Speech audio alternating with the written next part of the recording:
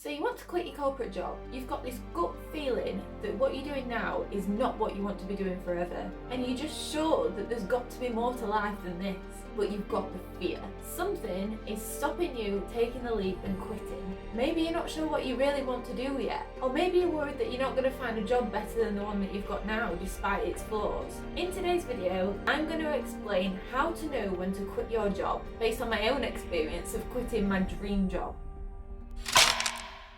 Hi everyone, I'm Caitlin and welcome to Twig. At Twig, we discuss all things personal development with videos to help you achieve more success but with less stress.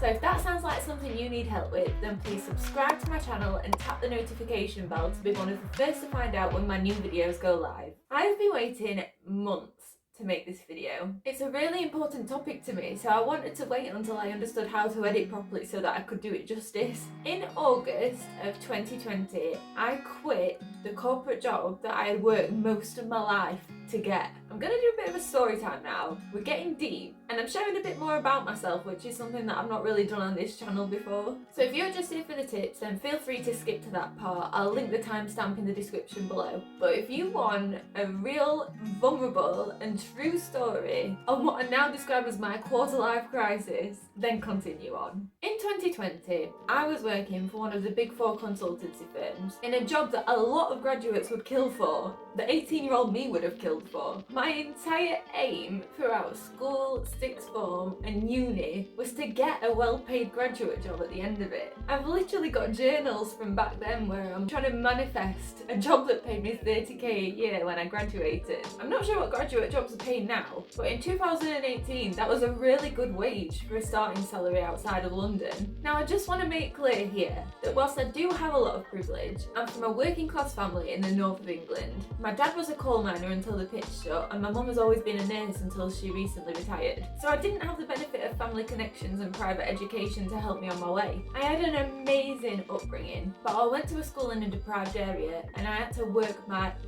off throughout my A-levels and uni to get my graduate job. I did all of the internships and the work experience that I could find. I didn't have a summer throughout uni because I was literally working the entire time. So when I got offered this amazing corporate job in a big fancy office, paying me exactly what I wanted, and with the promise for my salary to rise even further throughout my career, I thought I was the best thing since sliced bread. I was set up for life, I'd done it all myself, I was sorted, and I was extremely proud of myself. So I started the job, and for the first 4 months or so, I was loving life. I used to say at the time, and I still genuinely mean it now, that I didn't meet anyone at that company that I didn't like, which I think is something really rare to find. I was learning a lot, I was earning a lot, well, what I considered to be a lot for that point in my life. And after not too long, I bought a house with Alex, we moved in together, and by the end of 2018, we were engaged. From the outside, I had it all figured out. But on the inside, I was starting to wonder whether this amazing job that I'd worked my entire life to get was actually all it was cracked up to be. It was a deep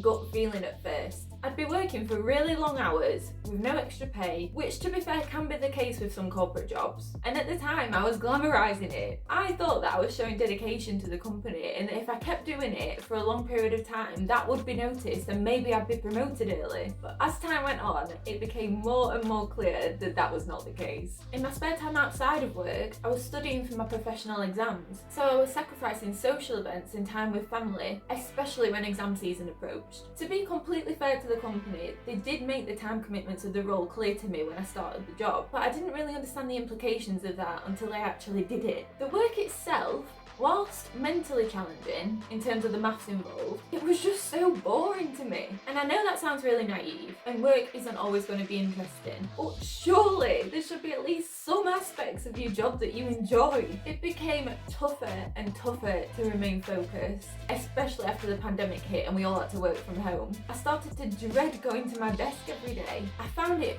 really, really difficult to admit to myself that this job that I'd worked so hard to get might not actually be for me after all. now. I went through so many emotions, some that you might be feeling now. I thought that to earn a good wage, I just had to put the work in whether I liked it or not, and I was just being lazy. And maybe I was just procrastinating too much and I needed to force myself to work harder, especially with studying. Or maybe I was just weak and I couldn't handle the stress of the job, because there were so many other people at the company doing the exact same thing as me who seemed to be thriving, at least on the surface. I'd listen to motivational hustle culture type videos on YouTube to try and shame myself into studying. You know the type, the work whilst others are sleeping kind of videos, which I now know to be complete toxic productivity. When I even dared entertain the thought of getting another job, I was hit with the fear of what my family would think and the fact that I had no clue of what I actually wanted to do. So how could I quit this job if I had no plan of what I wanted to do after?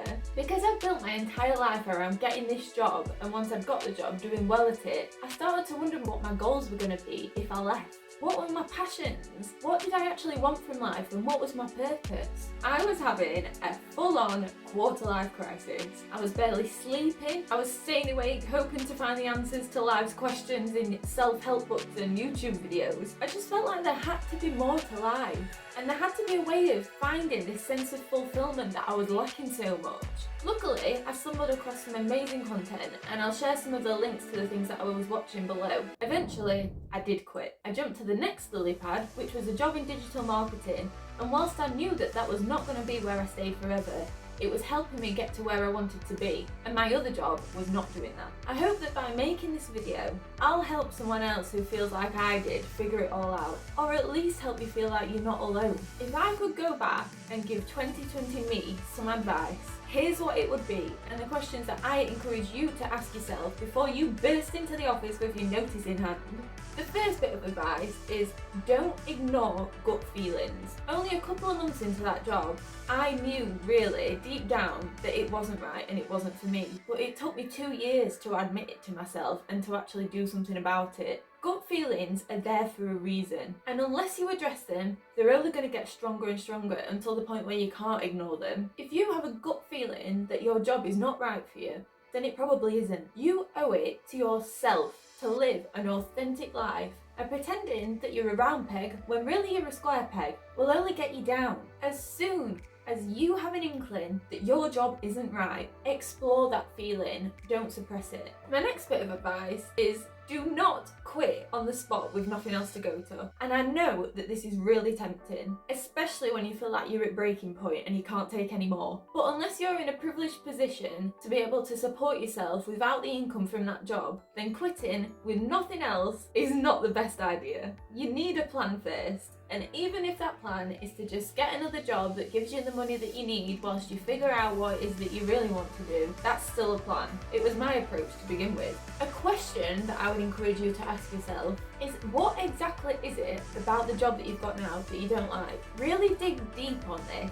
Write down all the things that you're not satisfied with in your current job. What is it really that's making you unhappy? This is important because if it's a certain aspect of your job, for example, if you're a really people-focused person and you've been tasked with sitting and building models in Excel with little interaction with others, then it's no surprise that you're not feeling happy in your current job. But before doing something as radical as quitting, first just have an honest conversation with your boss or with another trusted superior. There could be a way to change things around so that your role is more suited to you as a person. And just don't be shy about doing this because you were thinking about leaving anyway, so it's worth just a last try to try and improve the job that you've got. The second question is, what are you scared of? If you know that your job is not right for you, and to be honest, if you found this video and watched it to this point, then you probably do know that. What's keeping you there? Familiarity? Fear of the unknown? Fear of judgment from others? The salary? For me, I was scared of losing that prestigious name on my LinkedIn profile. I was worried about upsetting my parents,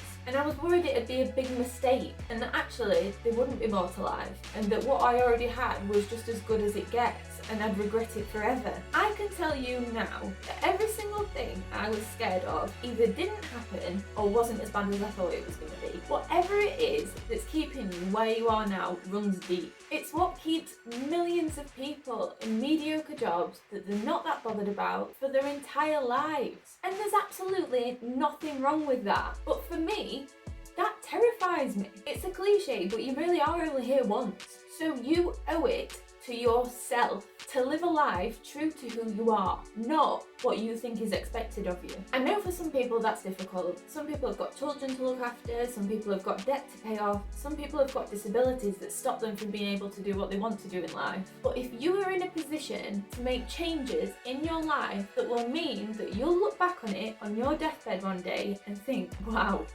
that was an amazing life, then why wouldn't you do that? Just do whatever inner work is needed to get you into that place so that you're brave enough to take that leap. If that's therapy, if it's reading piles of self-help books, if it's watching hours of YouTube videos, or doing a risk assessment on what you stand to gain and what you stand to lose from quitting, just do the work. Because if one thing is for sure, it's that you will never ever regret investing time and energy into your own personal growth. I really sincerely hope that sharing this bit of my story and giving you this advice helped you in some way. If you want to chat to me about anything I spoke about today, then just let me know. If this is the first video you're watching of mine, then hi, I'm Caitlin, and this is Twig. With Twig, I hope to help you achieve more success, but with less stress.